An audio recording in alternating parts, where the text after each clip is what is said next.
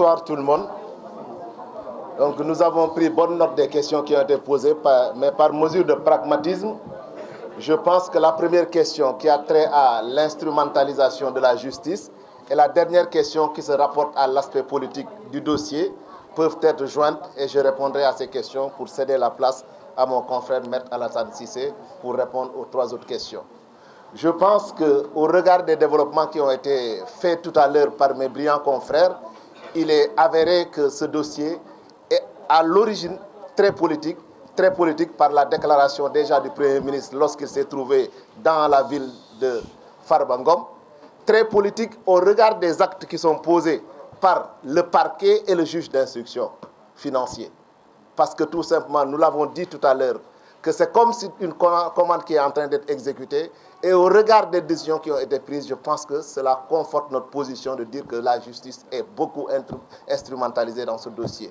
Prenez le cas des demandes de cautionnement qui ont été faites par Farba Ngom. Oui. Prenez le cas de ces demandes de cautionnement, qui sont des demandes prévues par la loi.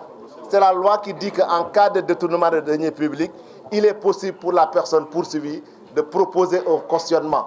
Le cautionnement n'est pas une reconnaissance de responsabilité. C'est pour dire simplement, au cas où vous me poursuivez pour tel fait, moi je veux cautionner tel montant ou tel bien pour pouvoir être libre de mes mouvements et continuer à me défendre jusqu'à ce que la justice établisse ma culpabilité.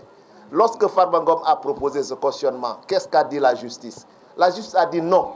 Mais au même moment, c'est cette même justice, par des manigances à la limite, qui se permet de procéder à une saisie conservatoire. La saisie conservatoire, c'est quoi?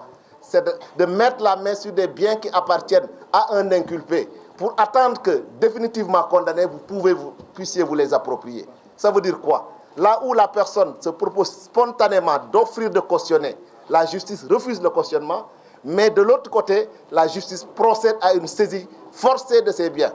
Mais le subterfuge dans cette démarche, c'est quoi?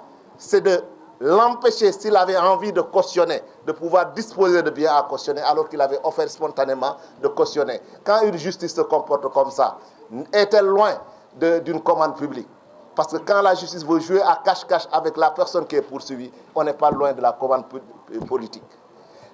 La dernière question qui a été posée va dans ce sens. Donc je pense que la réponse qui a été donnée par rapport au comportement de nos juges, par rapport aux décisions qui sont prises, nous conforte à dire que cette décision, cette procédure est une commande. D'autant d'ailleurs qu'il a été suffisamment démontré, je pense par mon confrère Maître Youm, que les faits qui sont reprochés à Farba Ngom sont difficilement punissables si on ne met pas la main sur ceux qui ont décaissé tous ces deniers publics, qui les ont sortis de notre banque qui est le trésor public, pour se retrouver entre les mains de quelqu'un qui n'est ni agent, ni bénéficiaire d'un mandat public qui lui permette d'accéder à ces fonds. Aujourd'hui, Farba et sa famille sont en détention, alors que personne parmi ceux-là qui sont censés détenir et garder notre argent n'a été inquiété ni poursuivi, alors que l'argent a quitté des caisses qui sont bien surveillées pour atterrir entre leurs mains.